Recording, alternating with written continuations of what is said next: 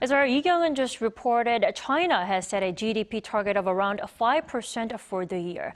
That's a pretty conservative, but also a rather moderate target as the country transitions to life post-pandemic. For more, we turn to Professor Josef Mahoney from East China Normal University in Shanghai. Welcome to the program. Thank you. Let's jump right into it. So why such a slow growth target at around 5%? Is it because of a weaker external market, or could it be lingering concerns over coronavirus? Well, this is a year of recovery with uneven growth expected. First, the aftershocks of COVID optimization will impact first quarter growth due to last year's pressures, the surge in cases we saw after controls were loosened in December, and the chance that we might see another disruptive wave in a month or two.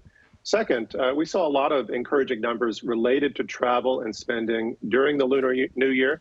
But was this due to pent-up demand as well as unexpected opportunities for holiday-related travel? If so, then are these increases sustainable? Third, we know that government policies are likely to emphasize leading economic areas that can be stimulated most directly to achieve the biggest contributions to the economy. So we might see high rates of growth in places like Shanghai, Shenzhen, Beijing, and so on, but perhaps much lower elsewhere. Now, the goal this year is to recover as much as possible with the objective of laying a better foundation for a deeper recovery in 2024, which is to say Beijing will resist overly loose fiscal and monetary policies that could lead to unsustainable growth, new bubbles, or inflation. Now, I won't be surprised if we see cities like Shanghai, for example, topping 8% growth, but the national level closer to half that, but perhaps as high as 5.5%. Mm-hmm. So considering internal situations in the country, it could be rather a fair target. I think so. I think it's a relatively modest growth target by Chinese standards, certainly. But it's what we've heard echoed by leading international economists. And it does seem like a reasonable, achievable target, but perhaps even one that can be exceeded a bit if there are no new major problems. Right. And also another notable from the sessions is China's annual military budget, which will go up 7.2% to over $220 billion US. Now, what's behind the move? Well, the increases bring it to just over a quarter of the U.S. defense budget, and recalling that a greater percentage of American military spending is now being directed against China, in tandem with broader American efforts to leverage allies into a bloc against China. So with this in mind, let's recall that Japan raised its 2023 budget, military budget by 20%, and South Korea saw increases around 5%. Consequently, I think China's increases are in line with these new challenges, including growing concerns that the United States is already positioning for an eventual military conflict. Now, we know that more provocations are expected this year from the U.S. and more likely to come over the next 2 years as China has become the hot button issue in U.S. domestic politics. Now, in terms of China's domestic politics, conservative, nationalist-oriented voices, one of the most powerful constituencies in China, are endorsing this hike as reasonable and restrained. And no doubt leaders had their opinions in mind as well when they crafted this policy. At the same time, state media is emphasizing that this increase is yet another of a long line of single-digit percentage increases, and therefore should not signal alarm to anyone, despite outpacing the GDP growth target.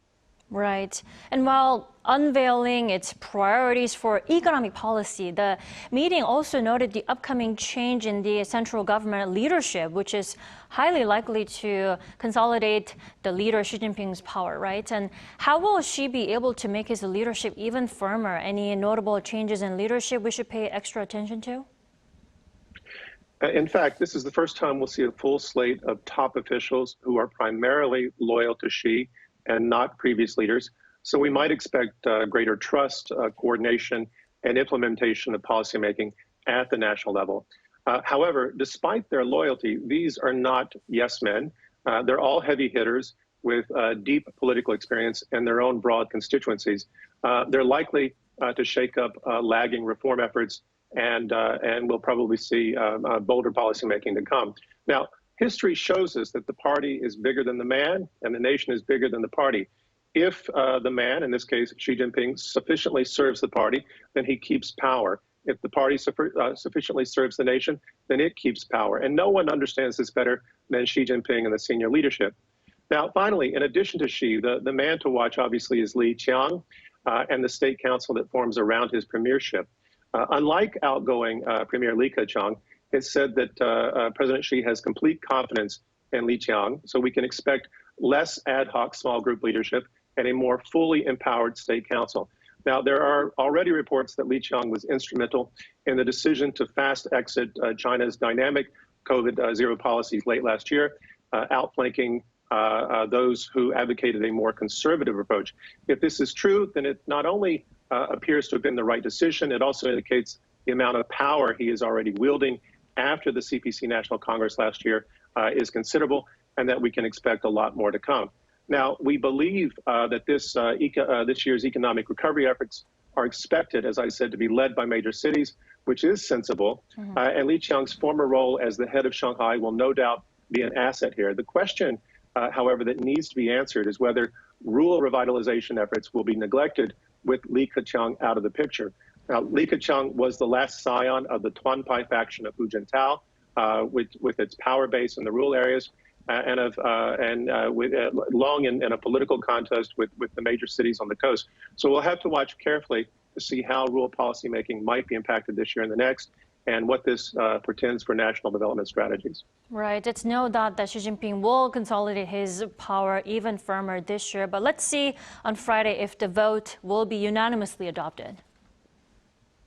All right. Thank you, Dr. Mahoney, for your time this morning. Thank you.